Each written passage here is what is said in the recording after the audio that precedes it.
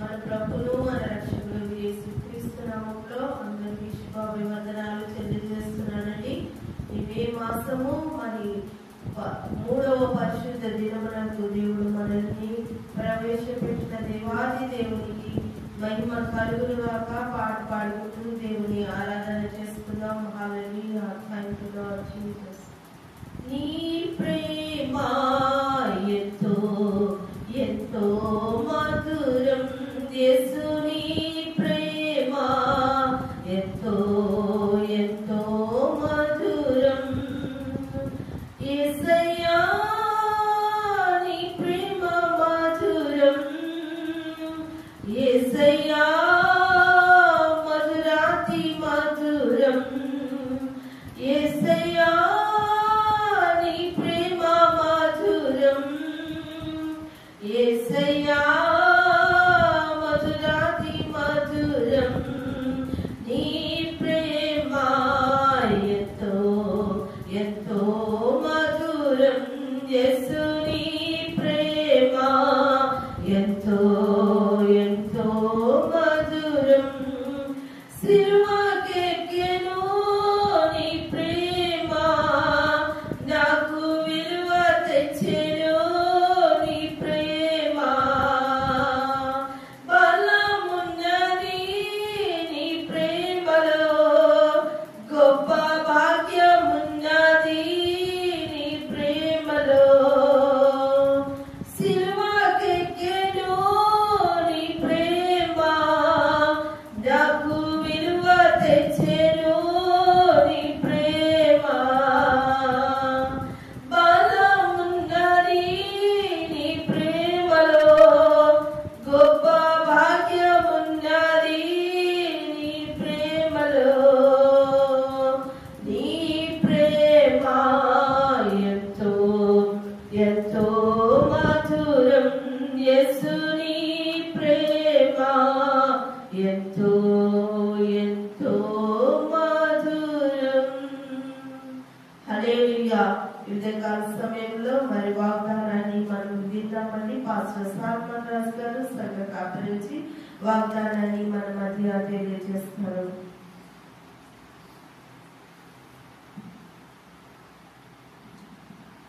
Praise the Lord. మన ప్రభువును మన రక్షకుడైన యేసుక్రీస్తు పరిశుద్ధ నామములో ఈ మే మాసము 3వ పరిశుద్ధ దినమందు మీ అందరికీ శుభములు తెలియజేస్తూ ఉన్నాను. ఈ దినము దేవుడు మనకు అనుగ్రహించిన వాగ్దానము ద్వితీయోపదేశ కాండము 28వ అధ్యాయము 3వ వచనము. నీవు పట్టణములో దీవింపబడదు, పొలంలో దీవింపబడదు. ఆమేన్. హల్లెలూయా. మరి పరిశుద్ధ దినమందు పునరుత్థాన దినమందు దేవుడు మనతో మాట్లాడుతున్న మాట మీరు గమనించారంటే, మనము ఎక్కడ దీవించబడతామంట? పట్టణములో దీవించబడతామంట. మరి ఇంకొక ఇక్కడ దీవించబడతామన్నాడు, పొలములో దీవించబడతామన్నాడు. అంటే దీవించబడటము అనేది మన జీవితానికి ఎంతో అవసరత ఉన్నది. హల్లెలూయా. ఈ లోకంలో ప్రతి మానవుడు ఏం కోరుకుంటాడంటే దీవెనకరమైన జీవితాన్ని కోరుకుంటాడు, ఆశీర్వాదకరమైన జీవితం కోరుకుంటాడు, సమాధానకరమైన జీవితాన్ని కోరుకుంటాడు. పట్టణంలో దీవించబడాలి అంటే నీవు ఆ పట్టణాన్ని లేకపోతే ఎక్కడైతే నివసిస్తున్నావో ఆ పట్టణంలో నీకు వ్యక్తిగతంగా నీ జీవితానికి నీ కుటుంబ జీవితానికి కావాల్సిన ఆ దీవెనను నువ్వు పొందుకోవాలి అంటే, ఆ దీవెనను నువ్వు అనుభవించాలి అంటే నీవు నేనేం చేయాలి? నీవు నేను ఏం చేస్తే ఆ దీవెన పొందుకుంటా? హల్లెలూయా. దీవెన అంటే అర్థం ఏంటి? నన్ను దీవించబడటం అంటే అర్థం ఏంటి? ఇప్పుడు నేను దీవించబడ్డాను అని చెప్తాను పట్టణంలో అంటే అర్థం ఏంటి? What is the mean to be blessed in the city అంటే అర్థాన్ని ఎప్పుడైనా గమనించామా, ఆలోచించామా? అంటే నాకు తెలిసినంత వరకు నాకున్న ఏమంటారు వాక్య జ్ఞానం ప్రకారం నేను తెలియజేస్తున్నా. నువ్వు పట్టణంలో ఉన్నావు, నీ పొరుగు వారికి, నీ ఎదురింటి వారికి, నీ పక్కింటి వారికి నీవు వెళ్ళి ఏనాడు కూడా నీకు ఈ సమస్య ఉందని చెప్పుకోకపోవటం, హల్లెలూయా, నాకు ఈ కష్టం ఉంది, నాకు ఈ బాధ ఉంది, నాకు ఈ దుఃఖం ఉంది, నాకు ఈ వేదన ఉంది అని చెప్పుకోకపోవటమే దీవెన. హల్లెలూయా. అంటే నీ జీవితంలో ఎటువంటి లోకపరమైన శ్రమలను, లోకపరమైన బాధలను, దుఃఖమును భరించకుండా సమాధానకరమైనది, శాంతికరమైన జీవితం జీవించడమే దీవెన. హల్లెలూయా. అంటే నీ జీవితంలో ఎటువంటి భయము లేకపోవటం, ఎటువంటి తొందరపాటు లేకపోవటం, ఎటువంటి ఆందోళన లేకపోవటం, ఎటువంటి ఆయాసకరమైన జీవితము లేకపోవటం, నీవు కానీ నీ కుటుంబంలో కానీ ఎవరైనా కానీ బాధతో దుఃఖంతో ఉంటే అది దీవించబడినట్టు కాదు. హల్లెలూయా. దీవెనకు అర్థం ఏంటి అంటే ఆ కుటుంబం అంతా ఎలా ఉంటారు? సంతోషంగా ఉంటారు, ఆనందంగా ఉంటారు. ప్రతి విషయంలో దేవుని పట్ల, దేవుడు వారి జీవితం చేసిన మేలు పట్ల స్తుతించేవారిగా, కీర్తించేవారిగా, కొనియాడేవారిగా ఉంటారు. హల్లెలూయా. దీవించబడ్డంటే అర్థం అది. చాలాసార్లు నేను ఏమనుకుంటానంటే, అబ్బా నేను దీవించబడ్డాను అనుకుంటాను. మన దీవెన మరి నాకు కనపడుతుందా?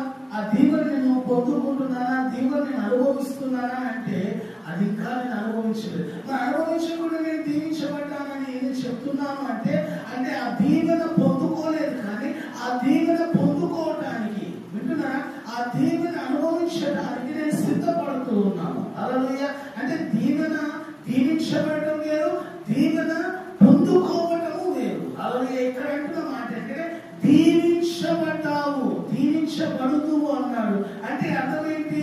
నీవు నీ జీవితంలో ఇంకెన్నడూ కొరత లేని ఎటువంటి బాధ, దుఃఖము, వేదన నీ జీవితంలో నీవు చూడవు అనే దానికి నిదర్శనంగా ఈ మాట చెప్పబడుతుంది. హల్లెలూయా. ఈ పరిశుద్ధ దినమందు మందిరానికి వస్తావు, పునరుద్ధాన దినమందు దేవుని ఆరాధన చేస్తావు, తిరిగి గృహానికి వెళ్తావు. నీ జీవితంలో నువ్వు దేవుడి దగ్గరకు వచ్చి సంతోషంగా, ఆనందంగా దేవుణ్ణి స్తుతించటము, దేవుణ్ణి ఆరాధించటము అది దీవెనకరమైన జీవితము. హల్లెలూయా. అది ఆశీర్వాదకరమైన జీవితం. పరిశుద్ధ దినం కూడా దేవునికి మందిరము రాలేకపోతున్నావు అంటే నువ్వు దీవించబడినట్ట? పట్టణంలో నువ్వు పొలంలో దీవించబడినట్ట కాదు.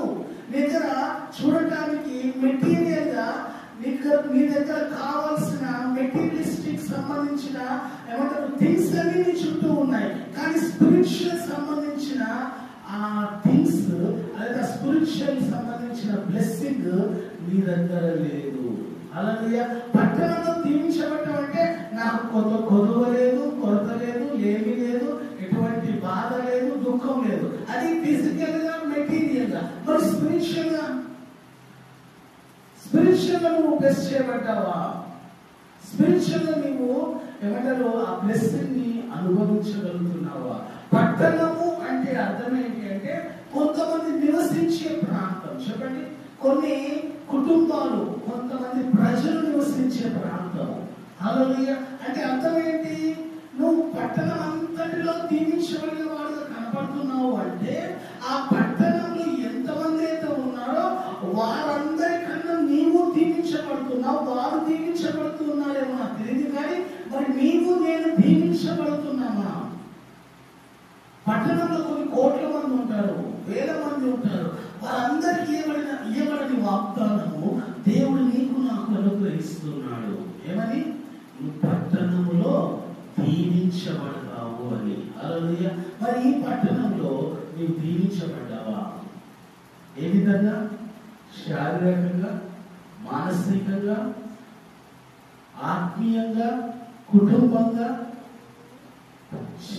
చేతి పని పరంగా, అన్ని విషయాల్లో నేను దీవించబడ్డావా?